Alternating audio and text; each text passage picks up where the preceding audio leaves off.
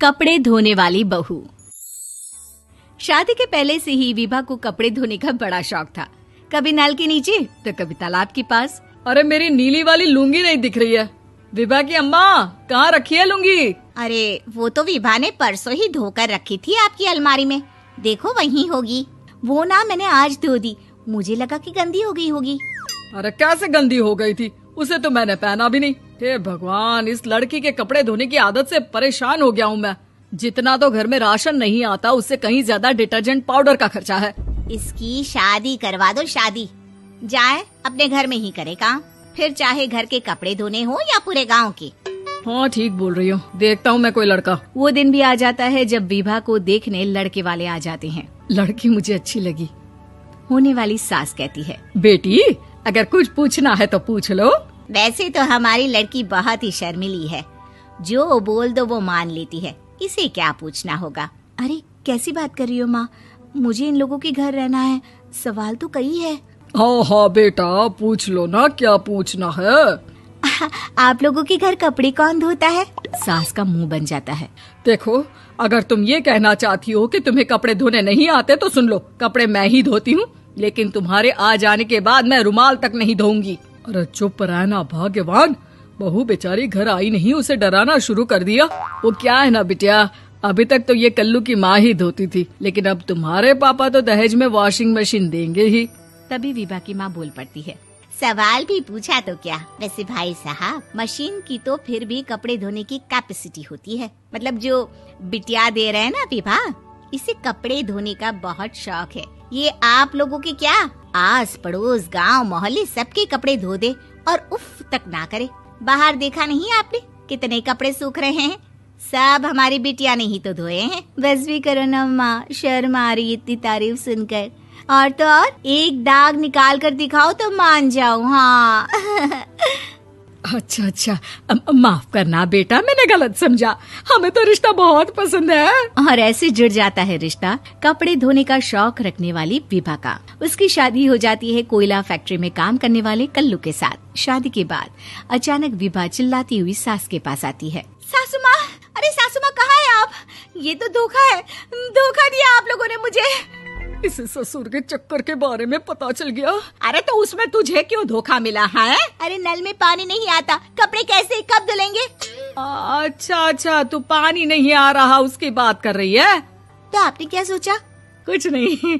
अच्छा, तेरी माँ ने कहा था कि कपड़े धोने का शौक है तुझे, याद आया मुझे।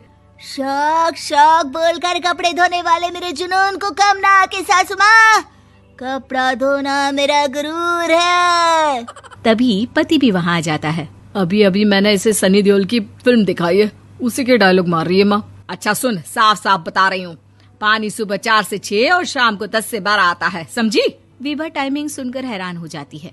ये क्या भूतों का मोहल्ला है? सुबह 4 बजे उठकर कौन कपड़े धोता है? 4 बजे टंकी में पानी जाता है, फिर सारा दिन धोना ना, किसने मना किया? अरे कैसी बात कर रही हैं? 200 लीटर की टंकी में कितने कपड़े धो लूंगी मैं, सुबह ही उठ जाऊंगी मैं। अब क्या था, विभा सुबह 4 से लेकर रात के 12 बजे तक कपड़े ही धोती रहती।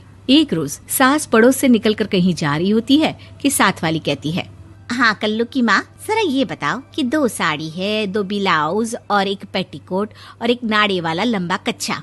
हाँ तो? अरे तो क्या, कितना लोगी धुलाई ये बताओ। धोबन दिख रहे हैं हम क्या? हमारे पति सरकारी नौकरी से अभी रिटायर हुए हैं और बेटा सुपरवाइजर है कोयला फैक्ट्री में। धोबन समझ रखा है हमें। हाय रे कल्लू की अम्मा, माफ कर दो, वो तो मोहल्ले में यही सब बता रहे थे कि तुमने बहू को कपड़ा धुलवाने के काम में लगा दिया है। सास को पड़ोसन की बात सुनकर गुस्सा आ जाता है। वो घर पहुंचती है जहां घर के बाहर ही इतने सारे कपड़े सूख रहे होते हैं जितने कि किसी धोबन के घर पर। अरे ओ कल्लू की दुल्हन, बाहर निकल।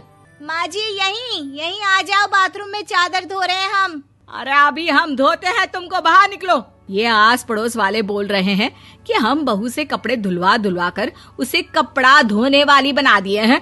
अरे छोड़ो ना माँ जी, किन लोगों की बातों में आती हो? आस पास के लोगों का तो काम ही होता है कि वो किसी तरह सास बहू को लड़ा दे। बहू सारे घर के कपड़े धोती है, ये क्या कम है? बोलिए।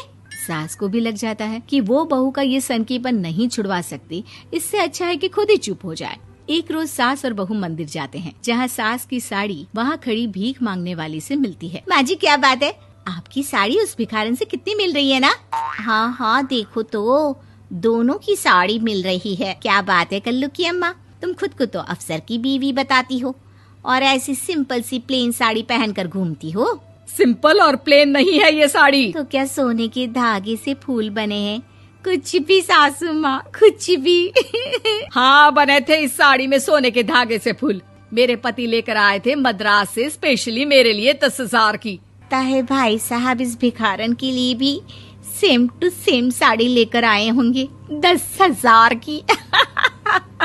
सास उस वक्त तो कुछ नहीं कहती, लेकिन बहू के साथ घर आती है और अलमारी से एल्बम निकाल कर लाती है। ये साड़ी देख रही है, ये वही साड़ी है जिसे मैंने अभी पहना था।